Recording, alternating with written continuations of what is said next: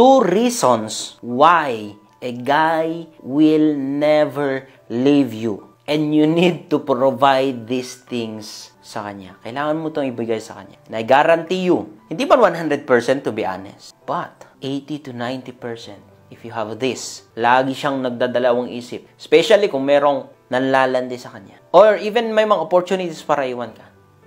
He will never leave you. Okay? Gusto mong malaman, make sure to share this video muna. And maraming din salamat bala sa mga nagbibigay o nagsisend ng star, sa mga nag-subscribe.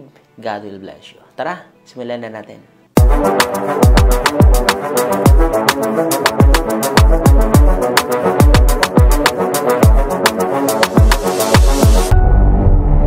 You need to understand that you cannot control a guy. If he wants to live, he will live. Kung gusto niyang mag-cheat, mag-cheat yan. Pero, may mga bagay na kontrolado mo. At kapag yun ang nakikita niya at nararamdaman niya sa'yo, I don't think so. Ang masasabi ko lang, kapag nakuha ka pa ding iwan, 100% hindi ka niya mahal. Or hindi ka niya minahal. Okay? Baliw lang or tanga lang na lalaki, sorry for my term, ang iiwan yung ganitong babae. So maybe ang akala nyo ganda, sexy, malaki ang malaki sa kanya. No, it's not. It's not the physical ang nakikita ng isang lalaki para hindi ka iwan. Kasi, trust me, sabihin mong maganda ka, pupunta ka sa ibang lugar, meron at merong mas maganda sa'yo. Ganun sa lalaki. Hindi po ang physical ang may kaya para hindi ka na niya iwan. No. Kasi at merong mas maganda at mas sexy sa'yo kahit anong gawin mo. Maniwala ka man o hindi. Gusto mo man o hindi. Meron at meron yan. Ganun din of course sa lalaki. Meron at merong gwapo. Kahit anong gagawin mo. Meron at merong mas macho. Meron at merong mas matangkad sa'yo. Meron at merong mas matalino sa'yo. Ganun din. Vice versa. But, what if itong dalawang reason, itong dalawang ito na bagay na ibibigay mo sa kanya, pakita mo sa kanya, gagawin mo. Check. Magdadalawang isip yan. Okay? Okay, so number 1, ano kaya yon? Wants and needs. Ulitin ko, needs and wants. Pinaligtad ko lang. Wants and needs. Like for example na lang, bakit kayo nagtatrabaho? Because you need money. Kailangan nyo ng sahod para mabuhay. So, hindi nyo basta-basta maiwan. Tama?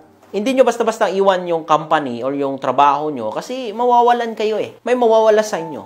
Okay? Ano pa? Bakit gustong-gusto mong pumupunta sa isang restaurant, sa isang kainan? Kasi gusto mo. You just don't need it, pero you want the taste. Gusto mo yung timpla nila. Kaya, babalik at babalikan mo yun. Hindi mo maiwan-iwan. Bakit meron kang mga kaibigan na hindi maiwan-iwan or sobrang close sa'yo, mahalaga sa'yo? Kasi gusto mo yung ugali nila. Gusto mo yung kung sino sila, kung ano sila. Ang tanong ko sa'yo, yung mga needs niya ba and wants niya ay naibibigay mo yun sa kanya? Probably, I assume na alam mo yung mga wants at needs niya. Kasi partner mo siya eh, no? Yun na lang, hindi ko lang alam. Kung partner mo tapos hindi mo pa alam ang kanyang needs and wants, nako, you need to know kung ano yung wants and needs niya. Maybe he needs attention kasi lumaki siya sa pamilyang walang attention na nabibigay sa kanya. Or vice versa. Maybe ayaw niya masyado ng attention kasi masyado ng buhos ang attention sa kanya. Maybe he needs or he wants trust kasi walang nagtitiwala sa kanya para mapataas ang kanyang confidence. Okay? Maybe he needs financial. There's nothing wrong. Natulungan siya. Yun nga lang, tingnan mo naman, ilista mo. Hindi porke, lalong-lalo na kung jowa mo yan, ipabayad mo.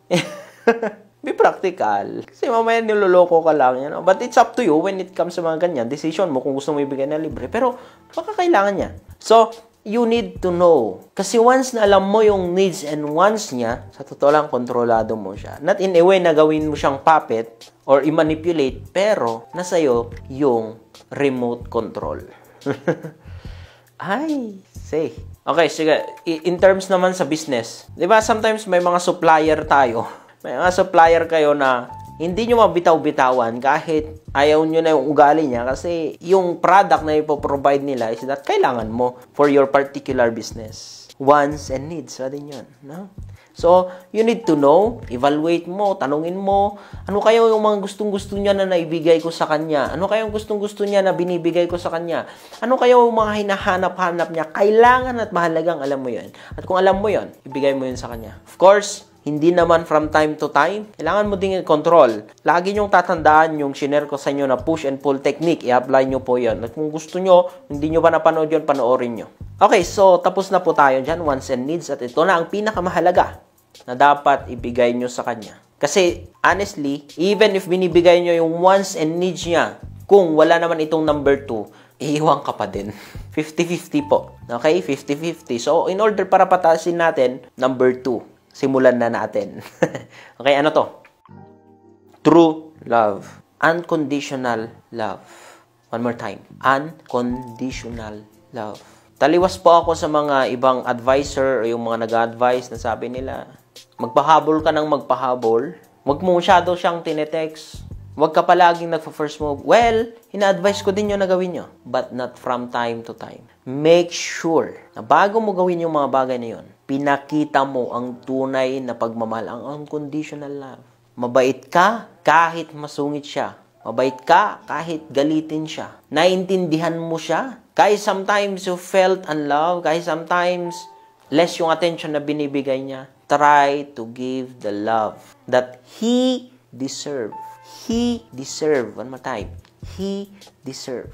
Kasi sometimes, madaling mahalin ang tao, ang partner na ramdam natin na mahal natin sila. Ang very challenging ay yung mahalin yung taong hindi natin masyadong nararamdaman yung pagmahal nila. Lagi silang busy, wala silang attention sa'yo. Nasasaktan ka sa mga ginagawa niya, sa mga actions niya. But still, be good sa kanya. Kapag hindi man lang siya nagre-reply, okay lang, sige. Pero wag mong kakalimutan na palalahanan siya. I-good morning pa din, i-good night pa din. Hanggang sa ma-exhaust ka na. Hanggang sa nasa point ka na it's time na, of course, na magising. But I don't think so. I don't think na kapag ang isang lalaki ay naramdaman niya yung tunay mong pagmamahal sa kanya, na siya, na ikaw lang yung nakakaintindi sa kanya. Na ikaw lang yung umabot sa level na yan na sobrang bait sa kanya. Na ikaw lang yung babae na umabot sa ganyan na kahit sometimes nagluloko na siya. Na kahit sometimes naglalasing palagi siya. Inaalagaan mo siya. Hindi ko sinasabing tama yung mga ginagawa niya, okay? But the point dito is, you still love him. Sa mga kahinaan niya. Sa mga point na durug siya. Sa mga point na walang-wala siya. Sa mga point na broke siya financially. Show your love.